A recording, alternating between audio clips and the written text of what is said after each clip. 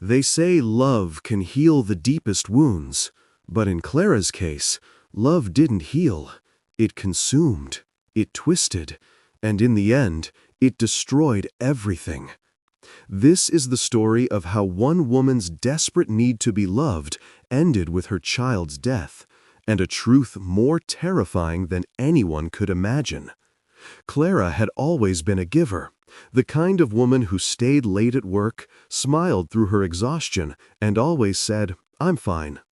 A nurse by profession, a mother by heart, she poured every ounce of herself into others.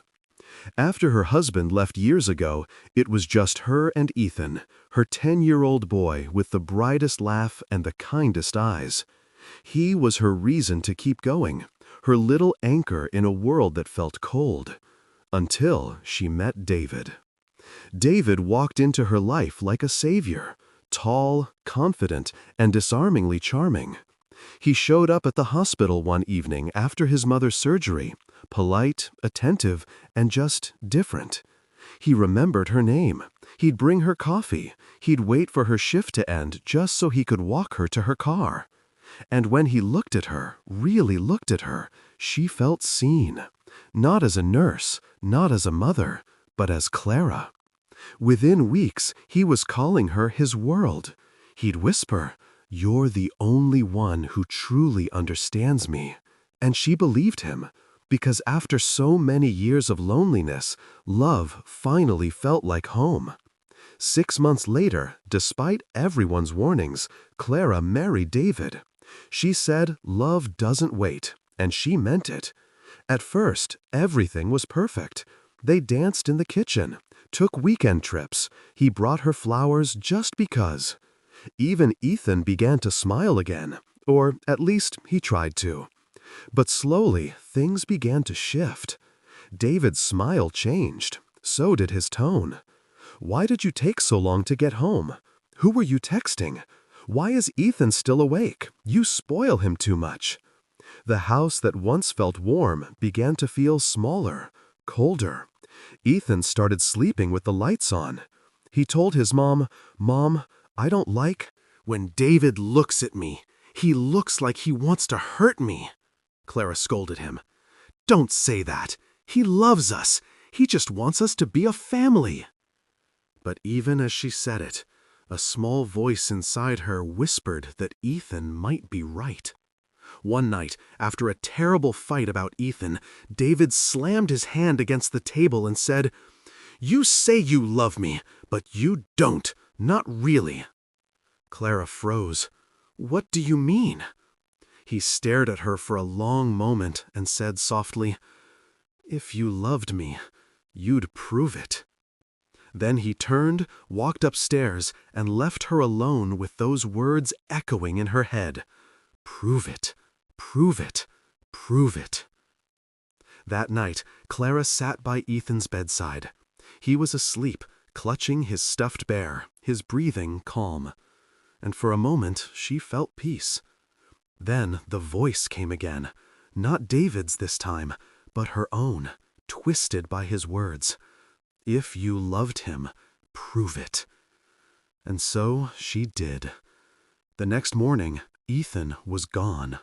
Clara was found by the lake, hysterical, claiming Ethan slipped while they were playing.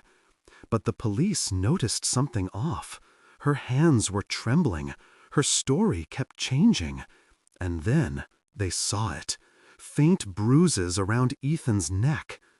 When they questioned her again, Clara broke down, sobbing, "He told me to prove it. I just wanted him to believe me." The courtroom fell silent when she said those words. Even the judge had tears in his eyes. But the case didn't end there, because when police went to question David, he was gone. No phone, no ID, no trace. It was as if he'd never existed. Then the real nightmare began. When detectives searched his belongings, they discovered a hidden box filled with old photos of women and children. None of them Clara. All of them smiling. All of them missing. David wasn't even his real name. He'd changed identities at least 3 times. His first wife, found drowned in a bathtub. The second, disappeared with her teenage son, both presumed dead. Each woman had one thing in common. They were all single mothers, all lonely, all desperate to be loved, and each one of them ended up destroying the very person they loved most. David, or whatever his real name was, had a pattern. He didn't just break hearts, he rewired them. He turned love into a weapon and made them pull the trigger themselves. Clara never saw him again. She's serving life now in a mental health facility, not a prison. They say she still talks to him sometimes, that she still hears his voice at night. You did the right thing, Clara. You proved your love. They say love can make you do crazy things, but sometimes it's not love at all. It's evil, dressed up as affection. And poor Ethan, he was just another name in a monster's story.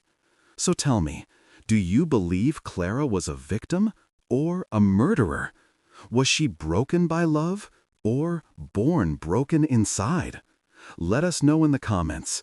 And if you love stories that twist your heart, chill your spine, and make you question everything, subscribe for more dark tales on Tales We Tell.